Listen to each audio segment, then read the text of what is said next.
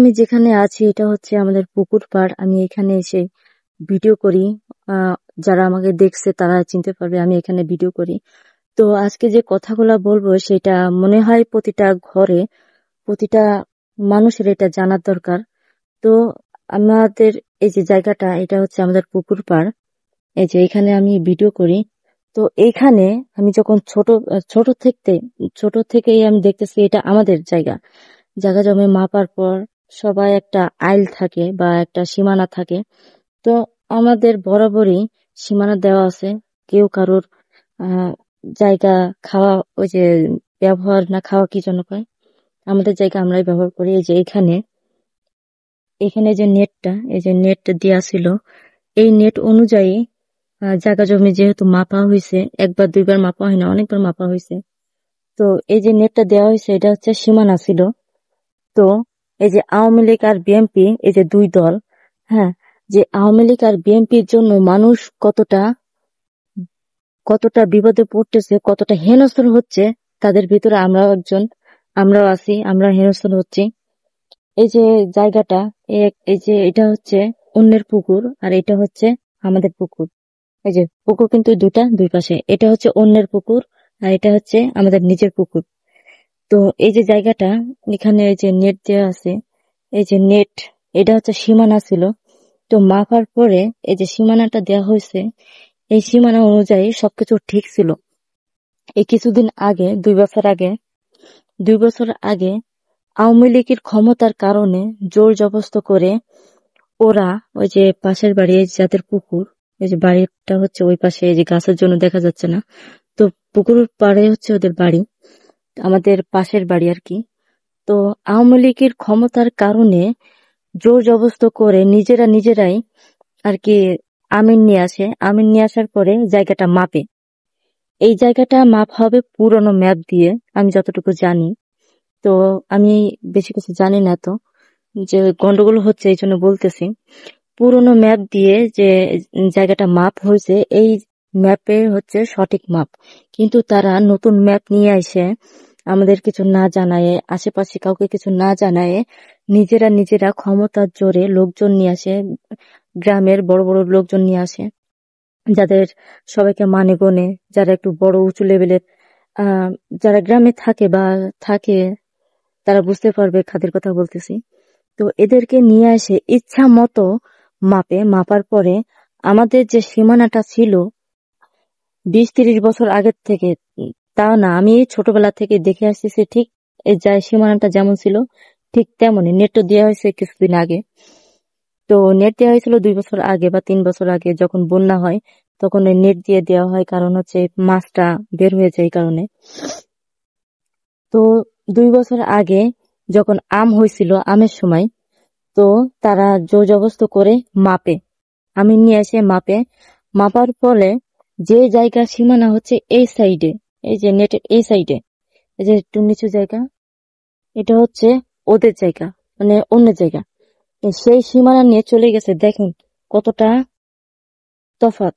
এই যে মাপার পরে সেই সীমানাটা নিয়ে আইছে, এই যে সেই পিলারটা দিয়ে গেছে, এই যে, হ্যাঁ, কতটুকু তফাৎ, আমাদের প্রায় পুকুরের মাঝখানে চলে আসে।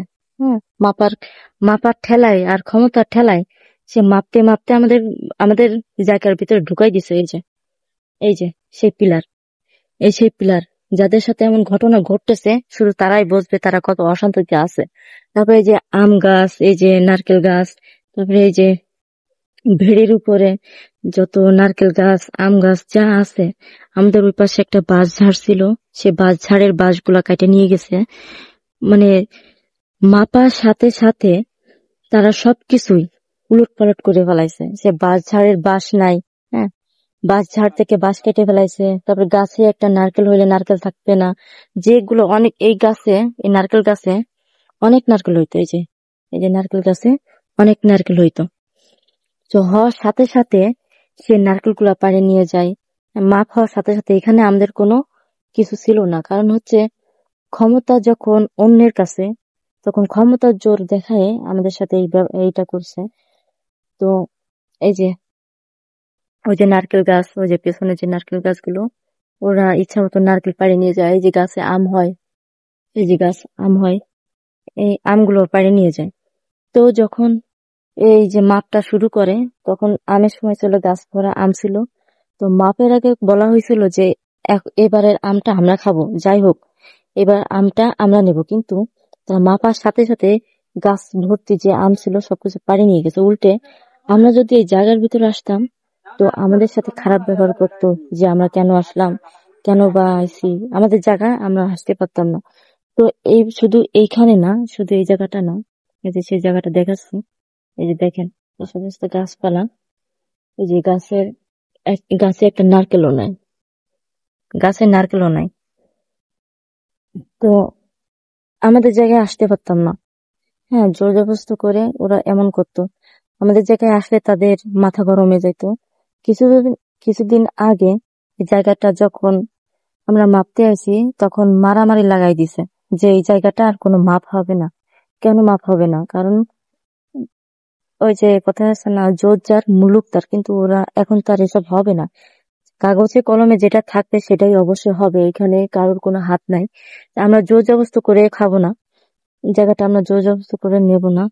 আর আমাদের কথা হচ্ছে কি, এই জমিটা মাপ হবে, আবার ওরা আমিন আনবে, আমরা আমিন আনবো, আনার পরে এই জমিটা আবার মাপ হবে। মাপ হওয়ার পরে আমাদের ভিতরে যদি তারা জায়গা পায়, আমরা ছাড়ে দেবো। আর ওদের ভিতরে যদি আমরা জায়গা পাই, ওরা ছেড়ে দেবে। এটা হচ্ছে সেই কথা, কিন্তু তারা মানবে না।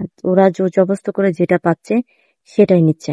আবার আমাদের ওই সাইডে যেখানে আমাদের বাড়ি, তো বাড়ির ভিতরে ঠেলে ঠেলে ভিতরে ঢুকাই দিছে, আমাদের বাড়ির জায়গার ভিতরে ঢুকাই দিছে। তাইলে কি হইলো? কোন দেশে বাস করতেছি আমরা? জোর জবরদস্ত করে যদি এসব ঘটে, যদি এসব হয়, তাহলে মানুষ কোন জায়গায় যাবে, কোথায় গেলে তাদের শান্তি পাবে, কোথায় গেলে ভালো মতো ঠাঁই পাবে, সেটাই বুঝতেছি না। হুম। অন্যের কথা কইতে কইতে ঘরের ভিতরে কাজগুলা হয়ে যাচ্ছে। তাহলে দেখুন, শুধু যে আমাদের সাথে বা আমার সাথে এমনটা ঘটবে তা না, আপনাদের আশেপাশেও এরকম ঘটতে পারে। তো জায়গা জমি অনেক খারাপ। এই জায়গা জমির জন্য মানুষ মানুষকে খুন করতে পারে, আর মানুষ মানুষ শত্রু হয়ে যায়। তো এই জায়গা জমির জন্য এত কিছু না করে আপনাদের আইনি ব্যবস্থা নিতে পারেন, বা এলাকাবাসী সাহায্য নিতে পারেন। তো খুন খারাপের ভিতর যাবেন না, মামলা মোকদ্দমার ভিতরে যাবেন না। যদি আপনাদের কাগজে যদি সঠিক থাকে, আপনাদের যদি লিগ্যাল হয়, তাহলে অবশ্যই আপনারা পাবেন। আর এই জায়গাটা আমরা শিওর পাবো, যদি, যেহেতু মারামারির মতো হয়ে গেছিল। তো এই জমিটা 7 দিন পরে আবার মাপ হবে, দেখা যাক। একবার মাপা হয়ে গেছে, জমিটা কিন্তু আমরাই পাইছি, অবশেষে আমরাই পাবো। তো তখন যদি জমিটা আমরা পাই, তাহলে আবার জানাবো কিভাবে কি হয়েছে। তো ভালো থাকবেন, সুস্থ থাকবেন, আল্লাহ হাফিজ।